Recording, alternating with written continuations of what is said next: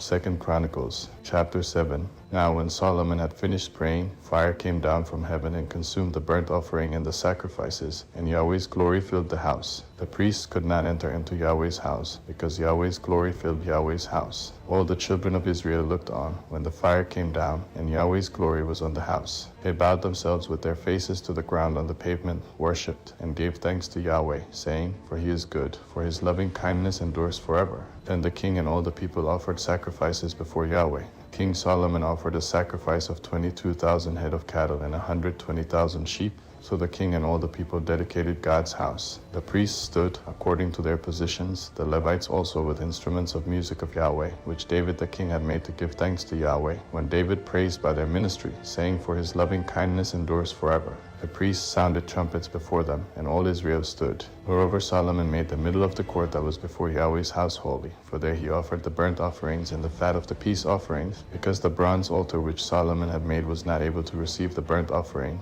the meal offering, and the fat. So Solomon held the feast at that time for 7 days, and all Israel with him, a very great assembly, from the entrance of Hamath to the brook of Egypt. On the 8th day they held a solemn assembly, for they kept the dedication of the altar 7 days, and the feast 7 days. On the 23rd day of the 7th month he sent the people away to their tents, joyful and glad of heart for the goodness that Yahweh had shown to David, to Solomon, and to Israel his people. Thus Solomon finished Yahweh's house and the king's house, and he successfully completed all that came into Solomon's heart to make in Yahweh's house and in his own house. Then Yahweh appeared to Solomon by night and said to him, I have heard your prayer, and have chosen this place for myself for a house of sacrifice. If I shut up the sky so that there is no rain, or if I command the locusts to devour the land, or if I send pestilence among my people, if my people who are called by my name will humble themselves, pray, seek my face, and turn from their wicked ways, then I will hear from heaven, will forgive their sin, and will heal their land. Now my eyes will be open and my ears attentive to prayer that is made in this place. For now I have chosen and made this house holy, that my name may be there forever, and my eyes and my heart will be there perpetually.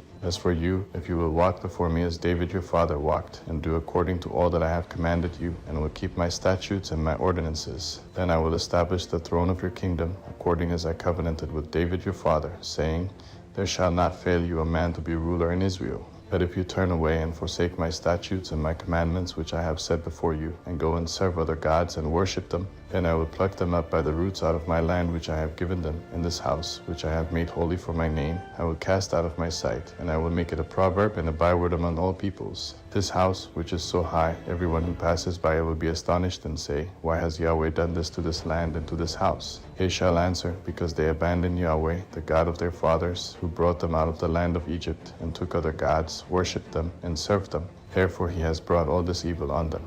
2 Chronicles, chapter 8. At the end of 20 years, in which Solomon had built Yahweh's house and his own house, Solomon built the cities which Hiram had given to Solomon, and caused the children of Israel to dwell there. Solomon went to Hamath Zobah and prevailed against it. He built Tadmor in the wilderness, and all the storage cities which he built in Hamath. Also he built Beth-horon the upper and Beth-horon the lower, fortified cities with walls, gates, and bars, and Baalat, and all the storage cities that Solomon had, and all the cities for his chariots, the cities for his horsemen, and all that Solomon desired to build for his pleasure in Jerusalem, in Lebanon, and in all the land of his dominion. As for all the people who were left of the Hittites, the Amorites, the Perizzites, the Hivites, and the Jebusites, who were not of Israel, of their children who were left after them in the land, whom the children of Israel didn't consume, of them Solomon conscripted forced labor to this day.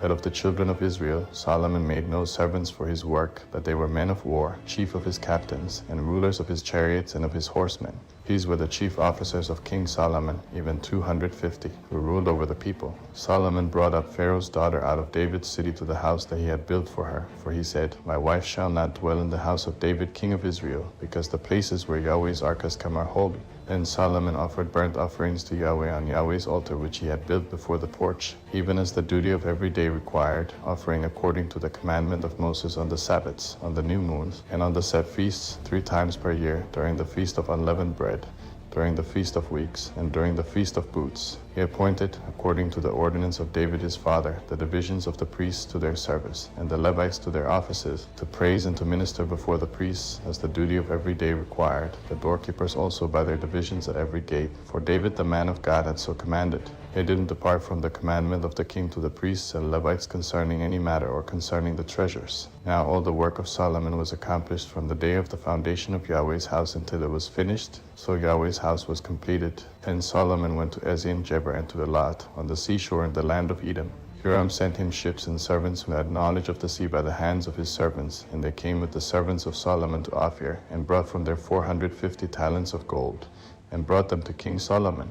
2 Chronicles, chapter 9. When the queen of Sheba heard of the fame of Solomon, she came to test Solomon with hard questions at Jerusalem, with a very great caravan, including camels that bore spices, gold in abundance, and precious stones. When she had come to Solomon, she talked with him about all that was in her heart. Solomon answered all her questions. There wasn't anything hidden from Solomon which he didn't tell her. When the queen of Sheba had seen the wisdom of Solomon, the house that he had built, the fruit of his table, the seating of his servants, the attendance of his ministers, their clothing, his cupbearers and their clothing, and his ascent by which he went up to Yahweh's house, there was no more spirit in her. She said to the king, "It was a true report that I heard in my own land of your acts and of your wisdom. However, I didn't believe their words until I came, and my eyes had seen it, and behold, half of the greatness of your wisdom wasn't told me. You exceed the fame that I heard. Happy are your men, and happy are these your servants, who stand continually before you and hear your wisdom.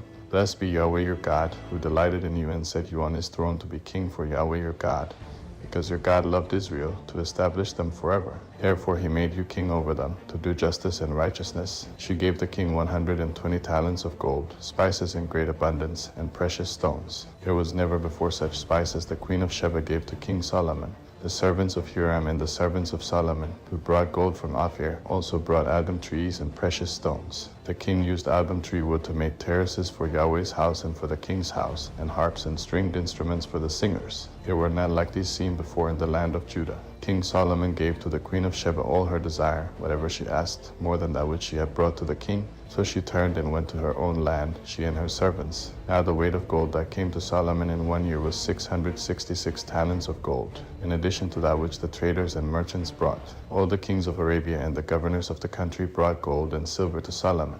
King Solomon made 200 large shields of beaten gold. 600 shekels of beaten gold went to one large shield. He made 300 shields of beaten gold. 300 shekels of gold went to one shield. The king put them in the house of the forest of Lebanon.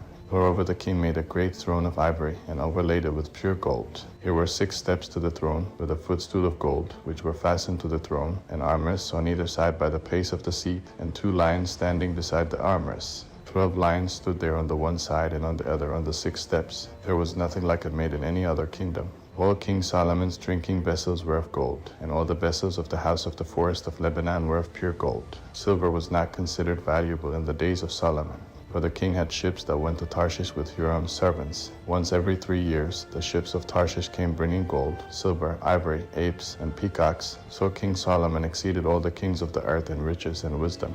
All the kings of the earth sought the presence of Solomon to hear his wisdom, which God had put in his heart. They each brought tribute, vessels of silver, vessels of gold, clothing, armor, spices, horses, and mules every year. Solomon had 4,000 stalls for horses and chariots, and 12,000 horsemen that he stationed in the chariot cities and with the king of Jerusalem.